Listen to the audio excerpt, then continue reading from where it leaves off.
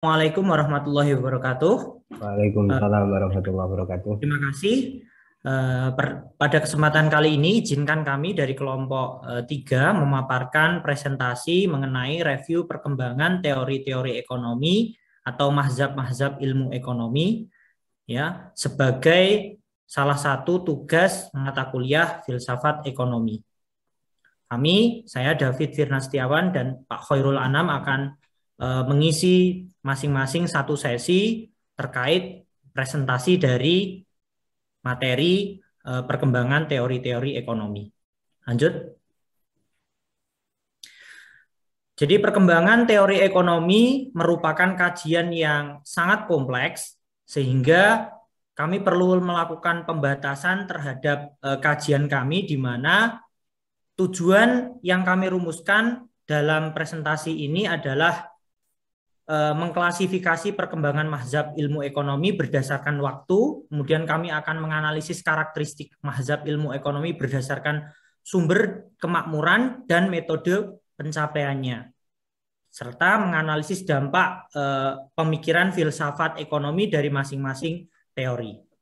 Untuk mengurangi kompleksitas dari apa yang akan kami sampaikan, maka kami melakukan batasan atau mengemukakan asumsi di mana ya uraian terkait perkembangan teori ekonomi di sini dibatasi melalui kesepakatan bahwa ilmu ekonomi dipelajari untuk menciptakan keadilan, kemakmuran, dan kesejahteraan individu maupun kelompok masyarakat.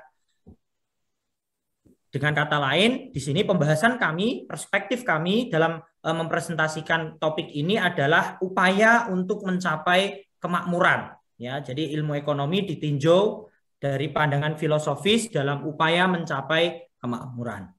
Lanjut. Nah, ditinjau dari waktu, berdasarkan waktu, ya, perkembangan ilmu ekonomi ditinjau dari filsafat ekonomi, ya, filsafat ekonomi itu meliputi 8 tahap perkembangan. Tahap pertama dimulai dari perkembangan praklasik, ya, di mana karakteristik ekonomi di sini filsafat ekonomi atau ilmu ekonomi ini dipandang berdasarkan kajian mitologi, religi, dan moralitas yang nantinya akan kami uraikan secara satu persatu pada slide berikutnya. Begitu juga klasik, ya, di mana karakteristik ini dipelopori atau dilatar belakangi oleh adanya harga dan sistem pasar.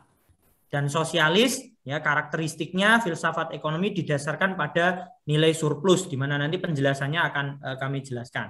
Selanjutnya neoklasik, ya, didasarkan pada filsafat ekonomi didasarkan pada nilai guna dan sistem pasar yang masih dianut.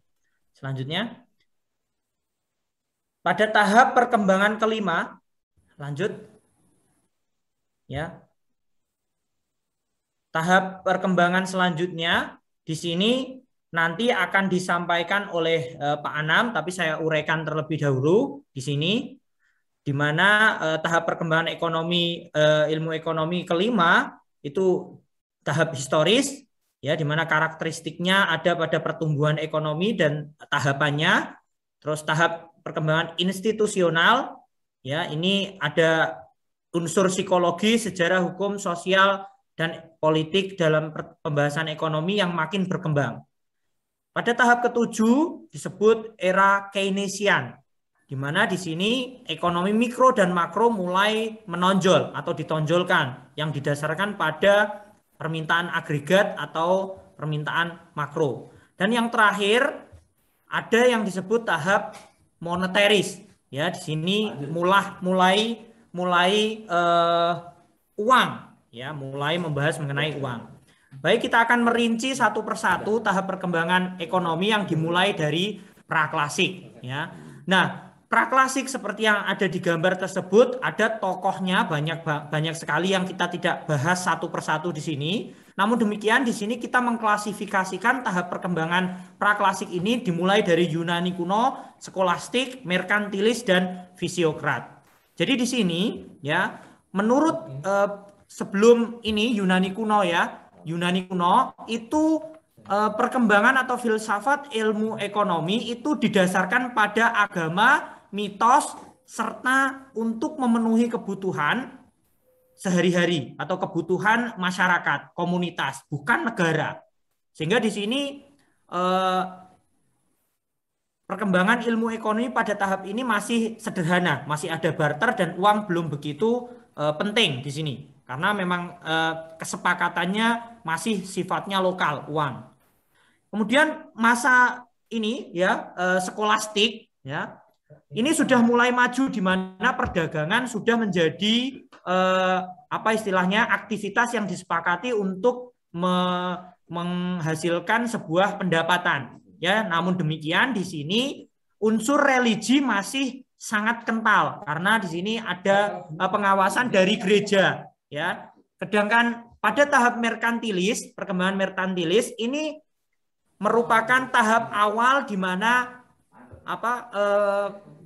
usaha untuk memenuhi kemakmuran sudah merambah ke tingkat negara, di mana di sini sumber kemakmuran dianggap melalui perdagangan dan logam mulia atau sumber negara dikatakan makmur, negara dan masyarakat dikatakan makmur jika perdagangan luar negerinya maju dan logam mulianya banyak. Ya. Kemudian fisiokrat di sini perdagangan dan penguasaan atas tanah. Ya, jadi bedanya tadi logam mulia, sekarang tanah. Ya. Nah, pemikiran ekonomi praklasik ini memicu terjadinya beberapa hal yang banyak orang mensepakati itu negatif. Yang pertama adalah kolonialisme atau penjajahan, mohon maaf. Kemudian imperialisme atau penjajahan. Yang terakhir kesenjangan sosial.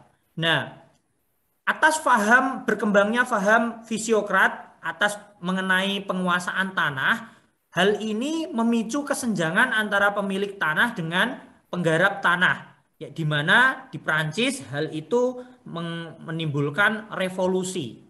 Ya, revolusi Prancis ketika itu. Nah, ini salah satu dampak yang ditimbulkan atas faham filosofis tentang ilmu ekonomi dari kaum fisiokrat.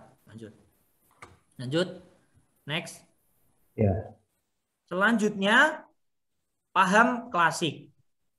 Tahap perkembangan klasik. Nah, di situ ada gambar Adam Smith. Saya perlu kemukakan kenapa sih disebut klasik? Kenapa disebut klasik? Karena ya ide atau gagasan pandangan filosofis dari pemikir klasik itu masih digunakan sampai sekarang. Itulah yang melatar belakangi kenapa orang menyebutnya tahap pada perkembangan atau filsafat ekonomi klasik gitu ya. Jadi di sini sudah mulai adanya kajian terhadap apa ya istilahnya dampak negatif dari paham praklasik ya di dalam hal ini fisiokrat dan merkantilisme, sehingga ada pemikiran baru tentang nilai barang ya menjadi harga ya dan pasar, sistem pasar. Di sini mulai ada anggapan bahwa sumber kemakmuran dapat atau sumber kemakmuran adalah perdagangan dan industrialisasi. Kalau tadi kan belum, sebelum ini atau praklasik itu belum ada istilah industrialisasi. Ya, metode pencapaiannya tentu dengan penghematan, pengurangan intervensi negara, perdagangan bebas, pajak rendah dan birokrasi minimal. Nah, ini kan yang nomor 3 ini masih relevan sampai sekarang. Orang tetap menganggap bahwasanya birokrasi minimal dan intervensi yang minimal terhadap sistem pasar menjadi kunci keberhasilan ekonomi. Nah, di sini ekonomi klasik ini ya, pandangan filsafat mengenai ekonomi klasik ini memunculkan revolusi industri. Ya, industri pertama yang ditandai dengan penemuan mesin uap. Namun demikian, dampak negatifnya di sini beberapa kalangan menyebut ada kapitalisme, sistem ekonomi pasar, ya, eksploitasi sumber daya alam, dan kesenjangan pendapatan. Ya, kesenjangan pendapatan diakibatkan adanya kapitalisme. Ya, lanjut. Selanjutnya, filsafat ekonomi sosialis. Ini didasarkan pada kritikan atas adanya kapitalisme yang menyebabkan adanya kesenjangan pendapatan di masyarakat. Jadi yang kaya tambah kaya, yang miskin tambah miskin. Oleh sebab itu, pandangan filsafat ekonomi sosialis ini didasarkan pada ini perdagangan dan industrialisasi yang terpusat pada negara.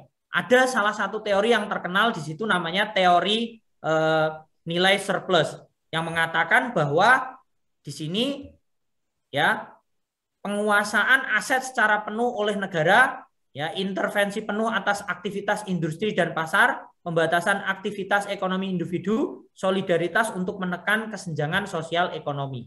Nah, yang dimaksud nilai surplus di sini ada di nomor 4, ya, di mana nilai barang dan jasa itu ditentukan oleh jumlah tenaga kerja atau sumber daya yang khususnya tenaga kerja yang digunakan untuk memproduksi barang, ya, dan kelebihannya tidak boleh dimiliki oleh si pemilik, artinya pemilik modal, tetapi harus dibagi rata, ya, di sini.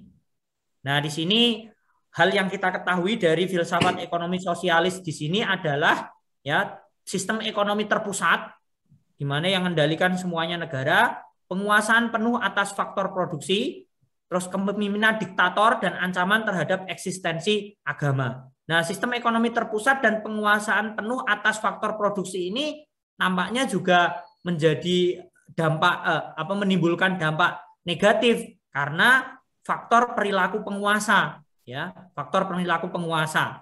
Jadi kalau kecenderungan untuk menguasai besar, maka dua hal ini menjadi ancaman, ya. Oke, lanjut. Dan pembahasan saya yang setelah ini akan disampaikan Pak Khairul Anam, ya. Ini terakhir, neoklasik. Jadi ini didasarkan pada kegagalan pandangan filsafat ekonomi klasik yang tidak berhasil menjelaskan apa yang dimaksud dengan utilitas atau nilai guna barang. Karena ekonomi klasik menganggap harga atau nilai suatu barang itu terrealisasi atau tercermin berdasarkan harganya yang terbentuk dari kumpulan-kumpulan biaya yang digunakan pada saat proses input proses produksi, ya. Nah, di sini pandangan neoklasik berbeda karena harga itu bukan hanya terbentuk dari biaya tetapi juga nilai guna suatu barang, ya. Contoh misalnya ya antara air dan berlian. Saat ini air memiliki nilai guna yang dianggap tidak begitu tinggi, ya, tetapi ketika ada di padang pasir, ya, mungkin berlian akan digunakan untuk menukar air karena kondisi pada saat itu tidak ada air sedangkan orang itu haus sekali. Sehingga mungkin orang yang punya berlian rela menukarnya dengan segelas kertas. Nah, kesimpulannya dari ini, ya, dasar pemikiran filsafat ekonomi mulai dari klasik sampai neoklasik itu mensepakati bahwasanya sumber kemakmuran adalah berasal dari perdagangan dan industrialisasi, ya. Dan di sini pasar memiliki peran penting, ya, karena sebagai tempat bertemunya permintaan dan penawaran, ya, dan harga merupakan sentralnya, ya, sentralnya di sini, ya, sini. Nah, pada tahap neoklasik ini, ya, konsep ekonomi mikro dan makro mulai muncul dan pendekatan matematis mulai umum digunakan. Nah, oke, paparan selanjutnya akan disampaikan oleh Bapak Khairul Anam. Silahkan. Baik, terima kasih Pak David dan juga teman-teman sekalian yang masih setia memperhatikan penjelasan dari kami. Singkat saja dari saya, untuk kali ini saya akan melanjutkan terkait dengan pemaparan dari Bapak David tadi itu yang sudah membahas tentang teori atau filsafat ekonomi mulai dari kaum praklasik, klasik sampai neoklasik. Saya lanjutkan yang kali ini adalah aliran ekonomi atau madhab ekonomi historis. Madhab ini sebenarnya membabak atau membagi perekonomian di suatu daerah atau di suatu wilayah berdasarkan historisnya atau apa ya, masa-masanya begitu, sehingga beberapa ekonom yang berteori di sini ini ya rata-rata seperti dalam contoh di slide ini membagi menjadi 4 tahap. Misalnya ini dari Friedrich List, ada juga tokoh lain Hildebrand, Rousseau dan sebagainya. Itu tadi sumber kemakmuran dari kaum-kaum historis ini itu dilihat dari pertumbuhan dan pembangunan ekonomi. Jadi ada metode-metode pencapaiannya yang bisa dilihat di slide itu, seperti mengenai kegiatan investasi harus lebih produktif, atau mungkin perubahan sikap hidup yang perlu untuk diubah ke arah yang lebih positif, atau mungkin yang poin keempat itu manusia harus memanipulasi keadaan alam untuk kemajuan. Jadi sumber daya alam misalnya yang sudah ada itu lebih baik ditingkatkan nilainya begitu agar memiliki nilai tambah atau nilai ekonomis yang lebih baik. Selanjutnya mazhab institusional atau kelembagaan ini dari Veblen begitu ya. Beliau ini mengkritisi teori tentang perilaku individu dan masyarakat dalam pemikiran ekonomi ortodoks atau yang sebelumnya. Menurut beliau, perilaku individu dan masyarakat dalam berekonomi itu tidak hanya disebabkan oleh motivasi ekonomi saja, atau tidak hanya dilandasi oleh motivasi ingin mendapatkan keuntungan yang banyak dan sebagainya, itu tidak, tapi juga ada motivasi-motivasi lain seperti motivasi sosial atau mungkin psikologis. Jadi sumber kemakmuran ya tidak semata-mata dari wilayah atau domainnya ekonomi, tidak hanya bicara tentang bagaimana uang beredar, bagaimana sumber pendapatan nasional, bagaimana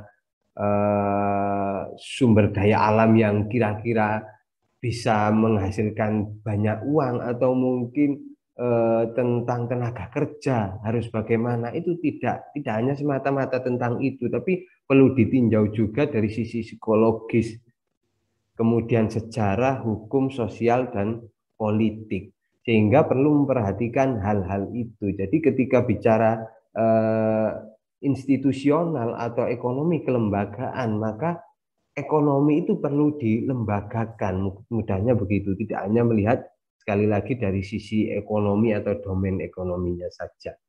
Kemudian yang berikutnya Keynesian ini, ada banyak tokoh misalnya dari Keynesian ini, tapi yang terkenal begitu atau kita lebih mengenalnya kaum Keynesian atau Keynes begitu ya, yang mengatakan ya sumber ekonomi yang sifatnya makro itu akan mampu mempengaruhi ekonomi mikro.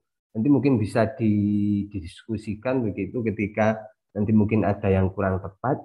Jadi ketika makronya baik di suatu wilayah atau di suatu negara, maka mikronya juga akan baik. Itu keyakinannya. Sehingga apa yang perlu dilakukan untuk mencapai itu? Permintaan agregat sebagai faktor utama penggerak perekonomian.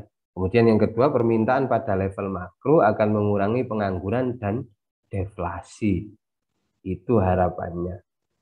Kemudian kita lihat di sini ini Keynes mencetuskan konsep ekonomi campuran, yaitu negara dan swasta sama-sama memegang peranan penting. Berbeda mungkin dengan misalnya kaum sosialis begitu yang mengharamkan dalam tanda kutip untuk campur tangan pemerintah. Kalau Keynes merasa ya perlu seimbang. Bagaimana peran pemerintah, bagaimana peran swasta, itu yang akan sama-sama mampu memajukan perekonomian nasional. Kalau sosialis kan sebaliknya, yang penting sama rata, sama rasa begitu. Tidak boleh ada campur tangan. Untuk memperoleh kemakmuran ya harus dengan wilayah sendiri-sendiri begitu. Jangan sampai ada campur tangan pemerintah. Itu kalau sosialis, kalau ini Keynesian berimbang begitu. Yang terakhir yaitu aliran moneteris. Aliran ini hadir sebagai kritik begitu terhadap kaum Keynesian, spesifiknya tentang inflasi. Sebenarnya kalau kita membahas tentang madhab ekonomi ini, kita tidak bisa mengatakan bahwa hanya satu saja, satu aspek saja tentang inflasi, kemudian yang lain tidak dibahas, begitu tidak. Tapi ada satu hal begitu yang benang merahnya begitu, atau yang khas dari suatu kaum tentang inflasi ini. Kalau yang moneteris atau yang menitik beratkan pada bidang moneter sebagai pembentuk terbaik dalam perekonomian. Jadi kaum moneteris ini hadir sekali lagi mengkritik kaum Keynesian utamanya tentang inflasi. Ini berasal dari kenyataan bahwa kalau menurut Keynesian tadi kan bisa